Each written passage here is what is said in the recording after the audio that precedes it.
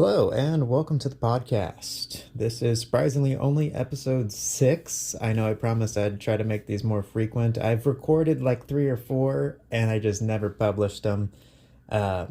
Probably just for the best. There's probably some good little gems in there, but as far as I guess the repetitions go, it just goes to, that was practice and hopefully this will be performance.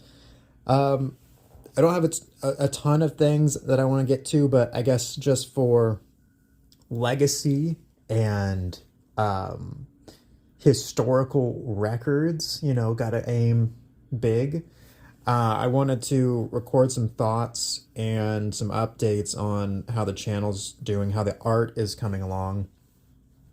And, if nothing else, I at least have it as like this is a little bit of a catch up for what's been happening in the background since I don't know when the last time it was that I recorded one of these, but just if anyone's listening, you get a little bit of a director's cut and director's insights on what's going on.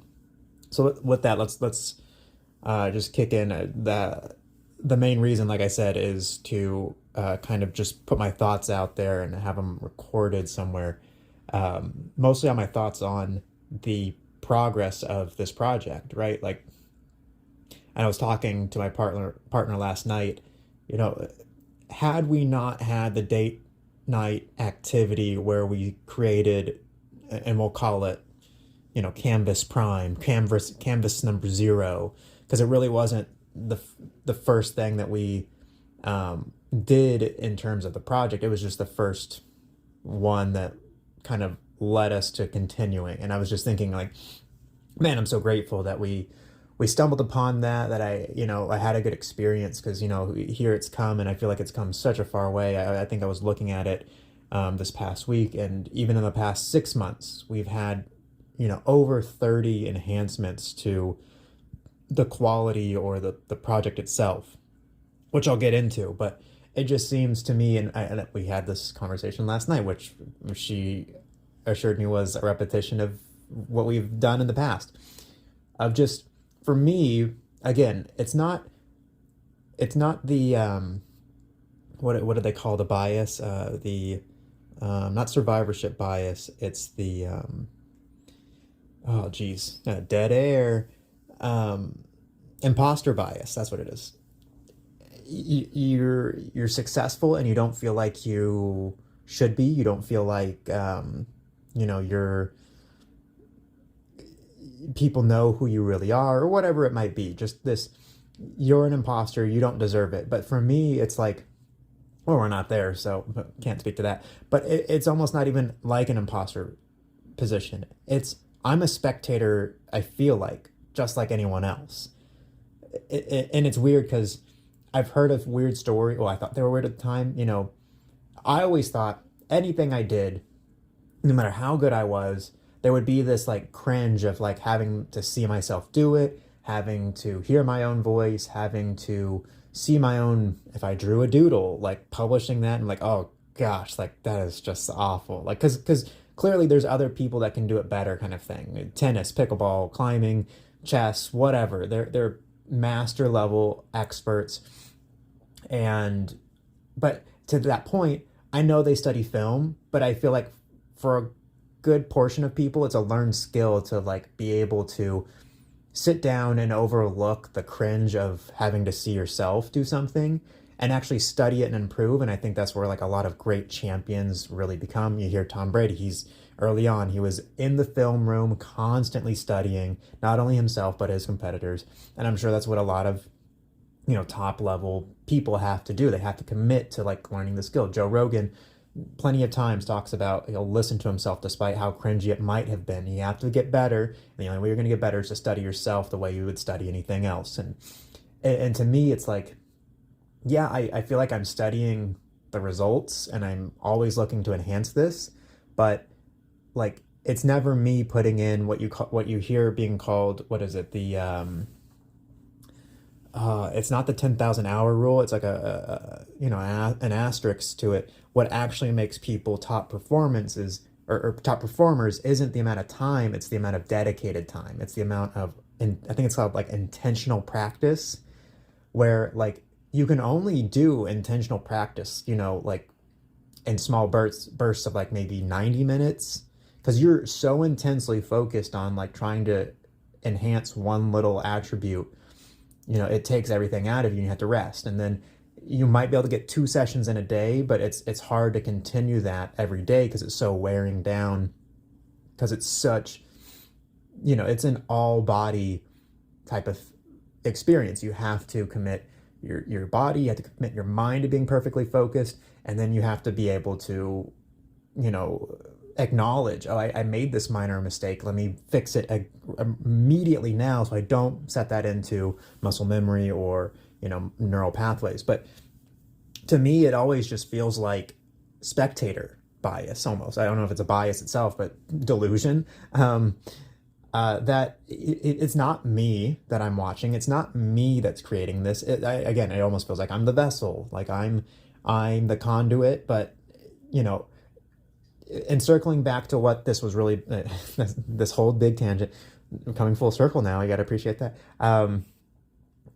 Kanye, I heard stories that Kanye liked listening to his own music, and he'd be like, yeah, this is the best. And he'd put it on when he'd have house parties. Like, his own music would be playing at his house party. And to me, it's like, I could never imagine myself being so skilled at something that I would want not only to be recognized and being like, okay, I'm good at this, but like, I want to sit down and listen to it in my own free time.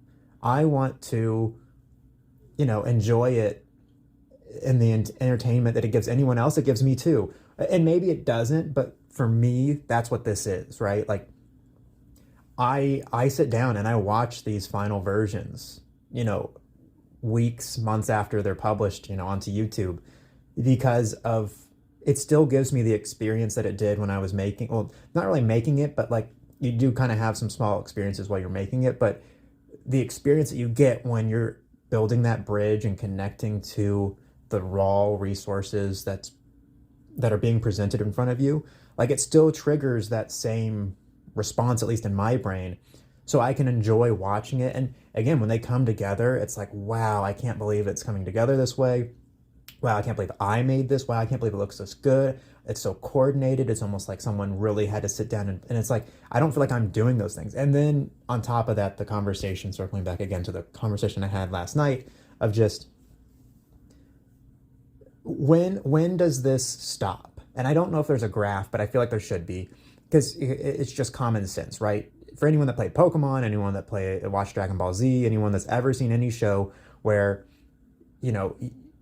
literature, RPG, any video game, role-playing game, the pattern is, addictive mobile apps, the pattern is you start out at level 0 and you can quickly level up, because the amount of even little experience gives you a disproportionately large amount of experience towards a level up and an enhancement. And then as you get, past level 10, it slows down. And then as you get past level 20, it slows down. And as you get past, and in Pokemon, once you get to level 40 and 50, it's like, geez, like I had to fight, 8 to 30 battles before I get a level up.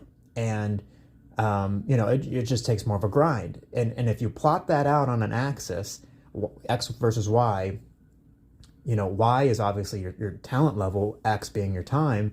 You would see this logarithmic curve of like a really steep, round, upward spike that doesn't take a lot of time, but you gain levels, and then it starts tapering and rounding, and then, the limit will still be approximating infinity, but it's going to take a lot more time versus your experience gain.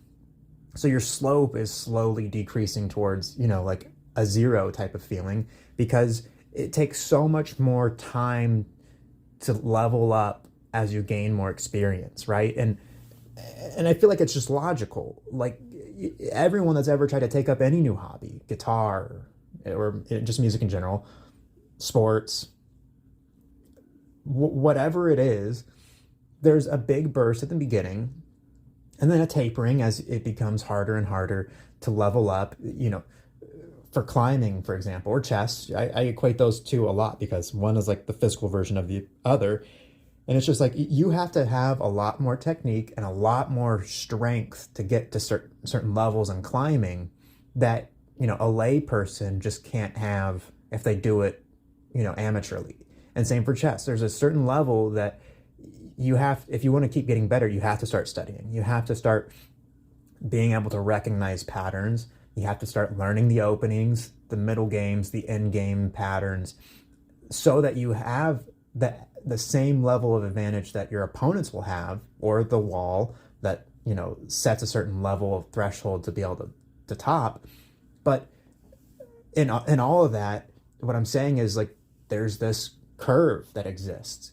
And I feel like with the amount of enhancements we've gone through, again, 30 enhancements in 6 months just seems astronomical. And especially when you visually represent like, where were we 6 months ago versus where are we now? It's like such big levels of quality increase.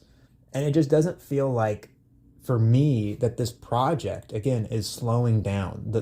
We haven't hit, for some reason, this large tapering of, now I'm just twiddling my thumbs, racking my brain, can't come up with the next line. The quality isn't getting better. The overall experience isn't getting better for the amount of time I'm putting in. Like if I'm putting in the same amount of time every week, you would eventually think that I have to slow down. I can't get them out quick enough. The quality isn't getting any better. And I'm just hitting these walls and it just doesn't seem like that to me. And it just seems so perplexing because of my experiences of, I enjoy the leveling up process, but when is the cold water going to splash in my face and say, you're not able to make this improvement right now. You need to like, you need to stop and hit the fundamentals so you can level up your foundation so that you're able to do this next. And it just like, and I'm waiting for it, but it just doesn't seem like we're hitting them, which is surprising to me, but I guess good for the quality of this. Cause I gotta say, so right now I just published the first video of Van Gogh's The Corazon, Cortesson, whatever the word is, it's from and I'm so glad I found out that was the name of this particular piece, because before it was just going to be called Japoneseri, or I don't know French, but however you pronounce it, Japoneseri, which just, I think, means Japanese style, but Japanese series, which is just art that's influenced by Japanese art. But it turned out so well. And again, from the beginning, the base looked way better than all the other base layers, the base image, the reproduction. But then from there, the distortion, the warping came out so well. And then, like, blew me away. I was so impressed. And I was a little afraid. Like, every time it levels up to that, wow, quality is just so much better than the ones previous. I'm like worried, like, before I start the next one, am I going to be able to replicate the same level of quality or better in the next one? And now I'm working on a new one, and it was, a big challenge. Lots of, just as, I guess, I don't know when this will be released, but it's got multiple base images that I want to incorporate to give myself a challenge. So it's not just one image. It's not just, the one Mona Lisa. It's the Mona Lisa plus other things. It's I think 4 base images that I'm incorporating in. It's very fine-tuned, like, images. They've got plenty of detail, lots of density to them, and then to try to fill the spaces, to overlap them so that they're completely hidden, to, like, make a good quality. And to be fair, like, it's only been 2 days since I've actually started to get to do the warping piece, not just like working on getting the reproductions ready to then move past. But we're only 63 warps in, 63 layers of independent layers or images. And I gotta say, it already, like, man, looks so great. Hard to tell what it's going to look like in the end still, but um yeah, it's just so I'm so optimistic, but still like so skeptical of myself and like skeptical of this whole thing because I feel like the 30 enhancements in 6 months, that's on top of what, like there's probably like 50 others in the last you know however long we've done this, year and a half maybe.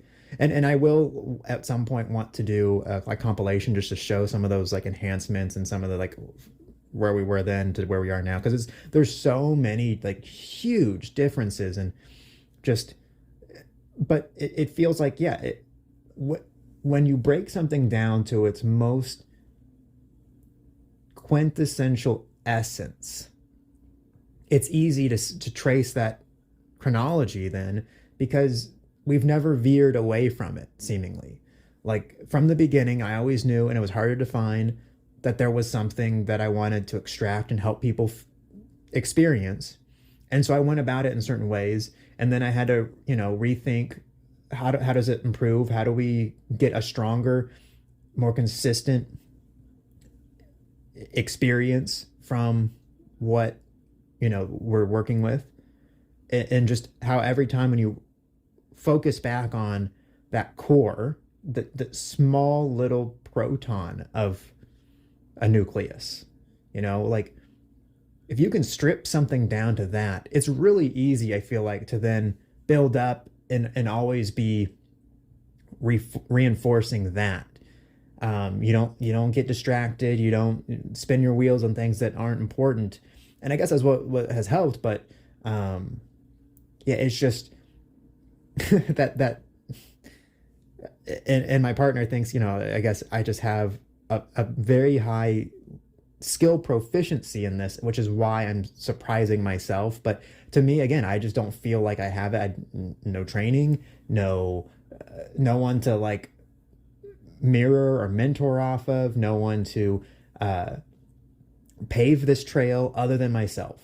And it's just me doing this thing, and it just feels unreal because of, I don't know, just again, these different things that, like, why am I able to enhance these so consistently? And why are the enhancements so like close in time frequency? Again, big level ups, big jumps in quality that shouldn't happen this quickly, and it shouldn't be this easy. And I don't know if it's just like the base idea is so well defined and the attributes from all these other enhancements, it's starting to build momentum or flow naturally. But it's just, yeah, like I've never been a part of this process, and I feel again like it's the original idea. It just feels like the fountain of this original idea just keeps flowing. The well is never drying up, despite how big or deep we make it. It just seems to keep providing, and that makes me optimistic. So with that, let's see if we can get into some examples, because I feel like at the end of this, maybe it's a success, maybe it's not, but to me, it's teaching me a lot.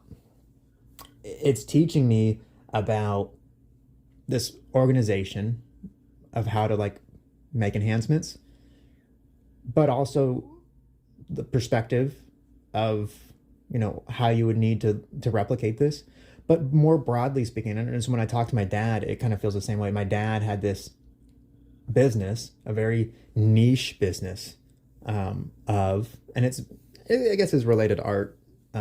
So in that sense, there's a lot of carryover. But he was a taxidermist, and in that day, and granted, spoiler, he was one of the best in the nation.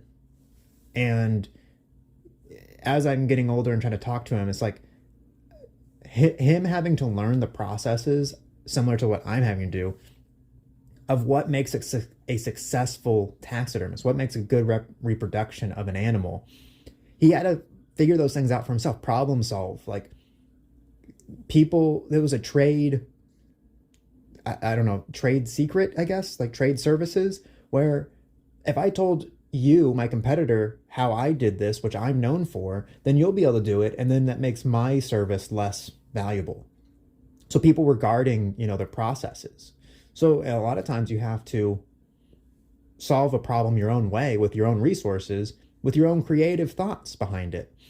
And, he was able to do that time and time and time and time and time again to the point where he was, he would enter competitions and not only win first place, but he'd win the judge's choice of like, this is the best piece that someone brought in across all birds, across all deer and, shoulder mounts and full reproductions and fish and whatever, I get, not the point, and he'd win across all categories. And for myself or for him, I always say, like, at the end of this or at the end of his journey where he's at, he should just write a generic book on, like, I don't know, something along the lines of, like, if you can enhance yourself 100 times, if you can enhance yourself 500 times, if you can enhance yourself 1,000 times, this is what you should expect.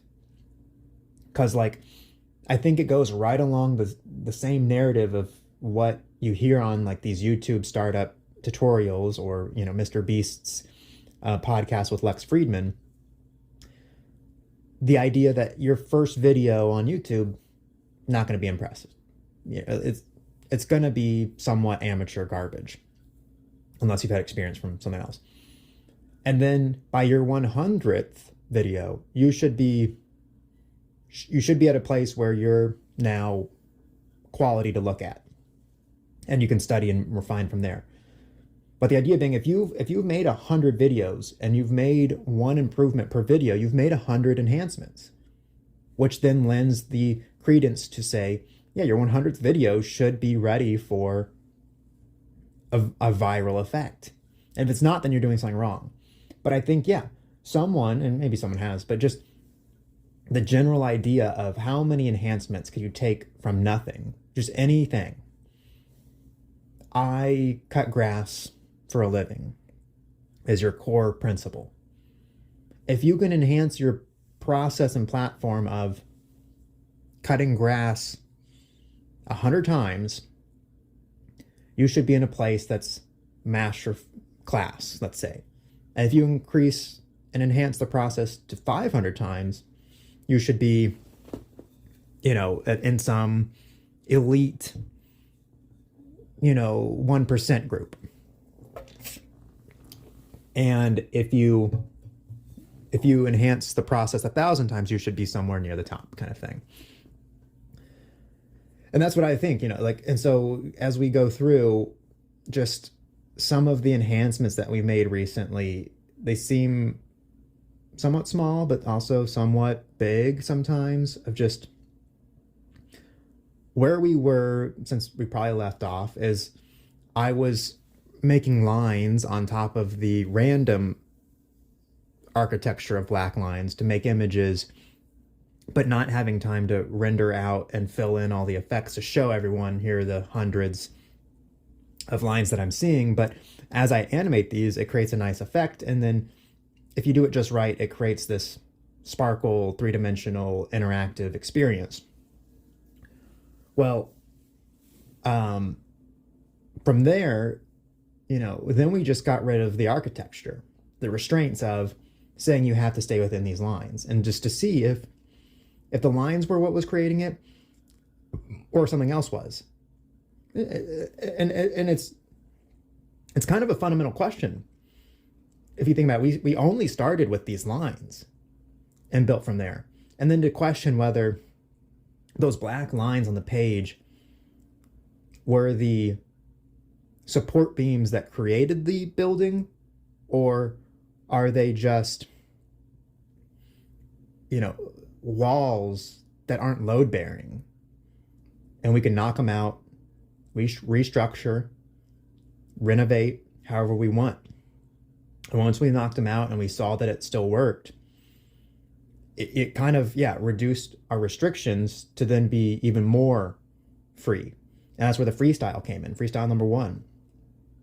And it was interesting, and we built, and we had to play around with, okay, the type of pen, the type of color, the type of opacity, and then also some major improvements on how do we animate this?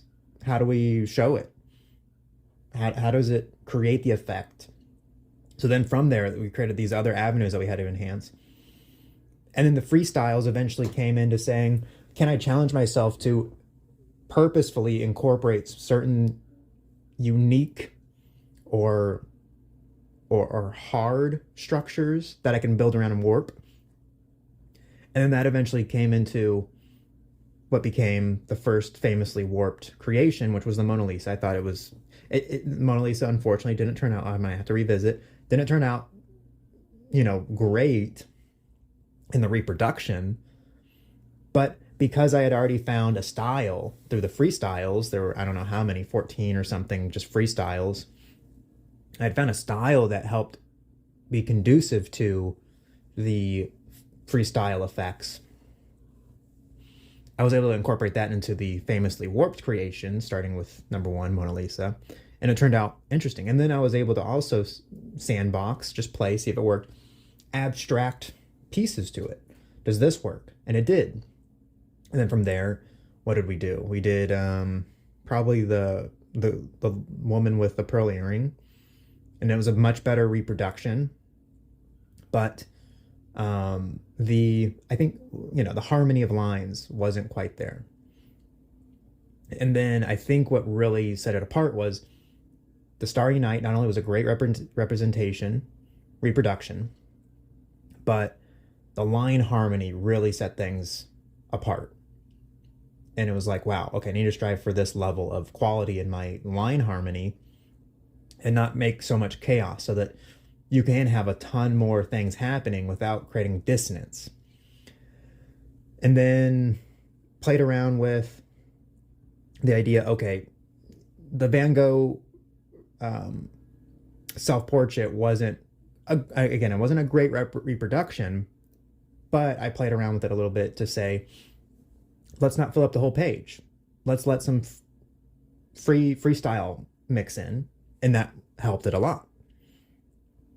So I had line synchrony with freestyle space. And then the next one was, let me challenge myself and see if a reproduction can take up the whole page, and if I can warp from there, despite not only the whole canvas being reproduced, but let's fill the whole thing with lines first. And it made the reproduction great. And just how I was able to use the style and refine the style to make, with the amount of lines, a great harmony of lines to build off of, and then just to completely dissolve this amazing reproduction and just make it disappear, and make all of the images that are distorting it perfectly harmonize at each transition, to the point where you can't even remember that that's what you started with, and then bring it back. And it made it great. And now we're taking on this new project of, let's try to combine all those things. Let's go big. Not only are we going to have multiple reproductions to start with, but we're going to give ourselves tons of free space to play into. And we're going to try to keep the level of harmony and style consistent. And so far it's working out. But yeah, again, it's weird to feel so impressed, because again, I'm the one doing it. And maybe it's just this weird distance between recognition that I'm doing it and allowing myself to be impressed. Maybe, I don't know.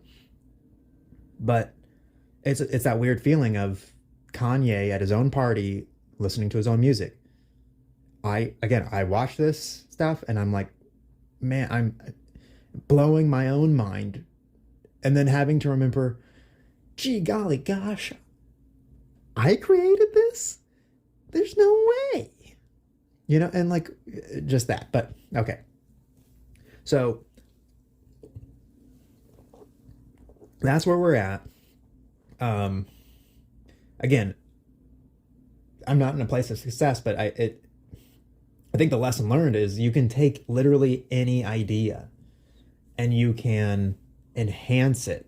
You can find ways to make it unique and enhance it. And if you do it enough times, you can go from a nothing idea to this seemingly well-polished gem that's ready to present to the world. So there's that piece. I think that's all I want to say on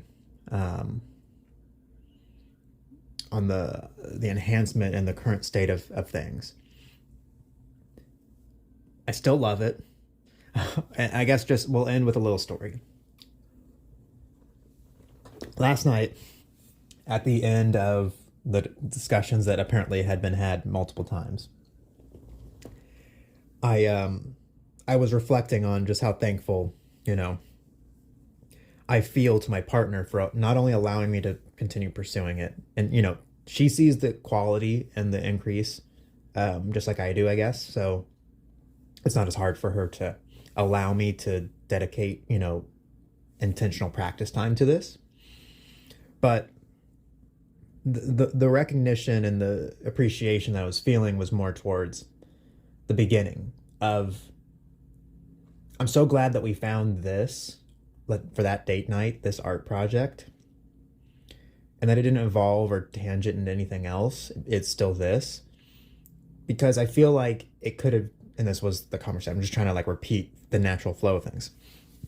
I feel like it could have just as easily been something else that grabbed my brain and engaged it in a certain way similar, so that the tree that's growing, straight up, if you just didn't plant that seed and you walked 100 feet farther, potentially you could have found an activity that was close enough in approximating this experience that you plant the seed there, and then all of a sudden it's something totally different. And my first thought was,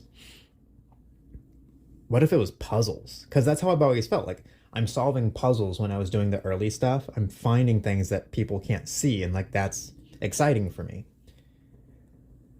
Which, I guess, small little tangent, that's always, I guess, been my niche, is and my superpower, I guess I've told people, is I can find things that people can't. And I kind of like that. I like knowing that I found something that they couldn't. And that's like a problem in itself. Problem, and then there's a definite answer, resolution, solved, complete. And then for these puzzles, yeah, it's how many can you find? High score.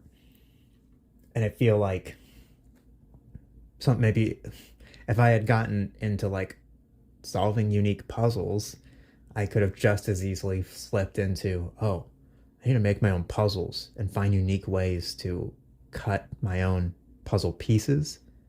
And then maybe even to the point of three-dimensional puzzle games. And I'm just playing out the scenarios of, this was the exact conversation, but then telling her, this is how I would then perceive your conversations with your friends and family of, well, what's your boyfriend up to? Oh, he's really into making puzzles right now. Oh, puzzles. Interesting. Yeah, he likes to make his own puzzles. Make his own puzzles? What do you mean? Yeah, so he designs them, and then he's made some tools to cut them up himself, and then we sit down and we solve them. Oh, okay, that's interesting. Yeah, and now he's trying to come up with ways to make three-dimensional puzzle pieces that can be solved in multiple ways. And we're planning on going to a conference this summer for puzzle makers and puzzle enthusiasts. And he's also making a YouTube channel about it. It just to me, and this is what I was saying, puzzles seem almost culturally more lame as a hobby than trains. Trains is one of those things where it's culturally, again, no disparaging anyone that does it, and no, nothing for myself. This is just to me, what I feel like the culture is in society from TV even is trains are associated with kind of, dorks, people that might live in their parents' basements for prolonged periods or something like that. And it's just like, and to me, puzzles almost feels like you don't even have that recognition. So you're not even popular enough to be made fun of. Kind of is again, I don't feel like I'm saying this, but this is my interpretation from what I feel like I've experienced from society. Unless you're doing one puzzle as like, oh, we have the TV and the internet's out and we're stuck at grandma's house, we'll do a puzzle. Like, you repeatedly doing puzzles is different. And then, like, for me as like this, I guess, man, but also like, oh, I like to do these other things, but right now my brain is fixating on puzzles. That's almost like alarming. I don't know if it is or not, but that's almost my interpretation of it. So that's what I was saying. It's like, I feel like had I done something other than art, that you couldn't just like see the progression, it's getting better, and it's like, oh, this is kind of interesting. To like, yeah, he's into puzzles. I don't know if I'd be quite as gung-ho and proud at that point to share. But this, I have no problem. Like, and again, it's weird. I have no problem sharing this with anyone that wants to see it.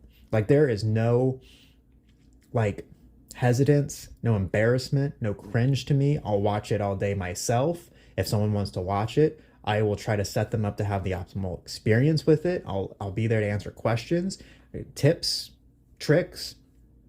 Here, let me turn off the lights. Let me give you these headphones. You watch it by yourself, so you can have your own experience. So we don't have to share either, because I don't like to share sometimes, because I like to be able to like put it right into full field of vision, like just barely have any like space around my periph to like see anything else, but the lights are off, so it's just black anyways.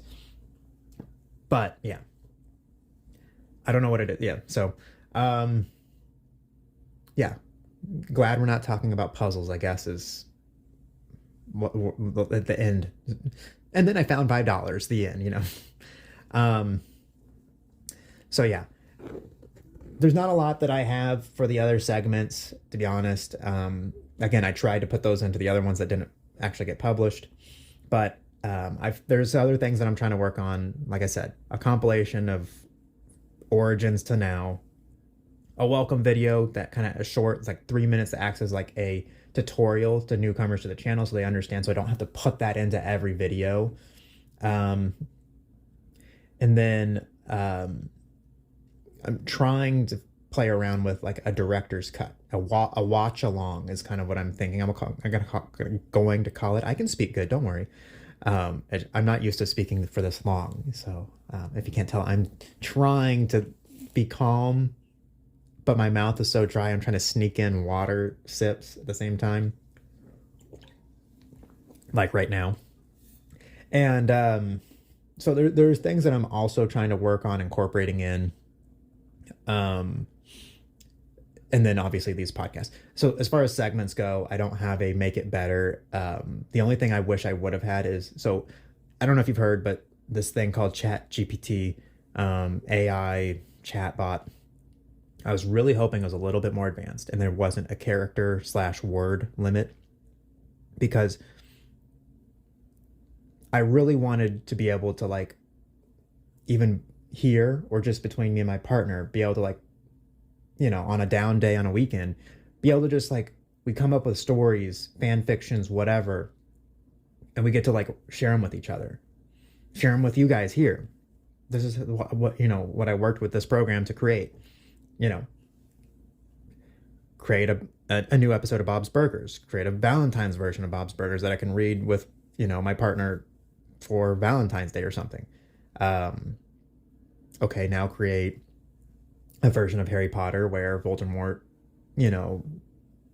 immediately like destroyed the Potters, and what would the story look like? What would the world look like from then on? Or make a better version of Ready Player One sequel, Ready Player Two, because to be fair, Ready Player Two was not good at all.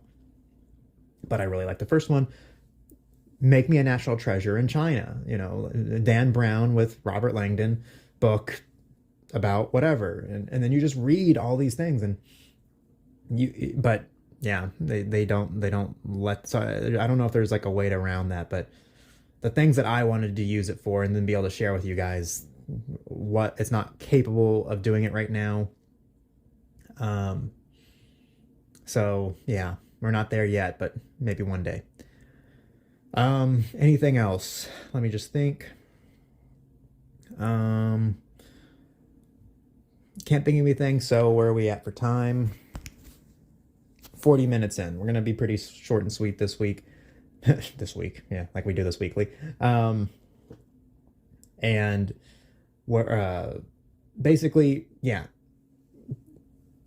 that's where we're at. That's what I have planned coming up.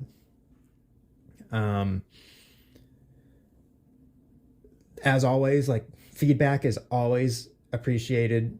How you think you could make the process better or something to consider. Hey, try this, try that. Hey, do a version of this. Everything's open right now, right? Like,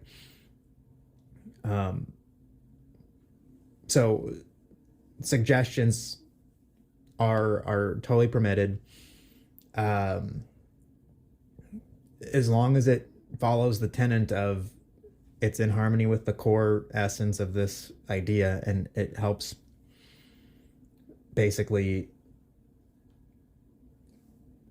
Okay, I guess I'll end on this, but to me it feels like this is an inorganic organism. I've said it from before, and it's growing, and it's basically, now we're at the point where this organism is honing its membranal like receptors so that it can be a little bit more diverse. It doesn't just have to latch onto one receptor of one type of counterpart. It can hook into many different things, and it kind of is growing and, getting a little bit more power to it. It's kind of weaponizing. And to me, I was kind of talking to my partner. It's like, it's almost like my brain has this experience and it's now packaged up this experience into this form, which is the art. And it's like a little spray gun trying to like spritz anyone it can to say, forcefully feel this experience that I'm feeling. And so if you have any thoughts, that's basically what you're suggesting, is how can I spritz someone with this experience that I've created? And potentially it's a novel experience, right? Like, that's, again, the whole reason why I'm doing this is it feels like, to me, I've never had this experience before, especially not with an art video and not art in general. But if it's so novel, maybe it is worth experiencing for everyone on the planet. Maybe I've created a new experience, and yeah, why wouldn't I want to try to at least let everyone have a chance to experience it at least once? Skydiving didn't feel like a novel experience. Yeah, you're falling for a long time and you're in a parachute, so you're kind of floating and you're seeing the world from a different place, angle, perspective, whatever. But to me, there wasn't like this profound chemical thing where I felt something different than just like feeling a rush from something else. Topping, like, the only thing I can really compare it to is topping a really difficult climbing route, having gone up against the wall of you're pumped, you're about to fall, and you've got 3 to 4 more moves before you're going to get to the top. Like, you're halfway there, maybe 70% there, but like, you're toast. And forcing yourself one after another to make a difficult move, grinding your teeth, pushing through, and latching onto the top, and the release of, I live to see another day. But it's not the same actual experience. The only thing I can think of it, what I'm comparing it to, is I don't feel that climbing experience with any other activity. Like, I enjoy pickleball or tennis. I enjoy those, but they don't create that experience. Same thing. This creates an experience for me. And it's a completely unique mental and chemical experience that, again, I feel like it's novel, at least for me, to the point where that's why I'm dedicating time to try to enhance it so that people could experience it. So, one more time, circling back, if you have any suggestions, you are helping to make either the quality of that experience stronger, or you're helping the delivery mechanism for which it's being marketed or broadcast or hooked into someone to be able to see it and try to experience it. So you're basically supporting this inorganic organism, or however you want to refer to it, original thought that keeps growing, or just this weird brain juice in my head that I'm trying to spray everyone with. Whatever it is, now you have multiple ways of visualizing it. Let me know. The end.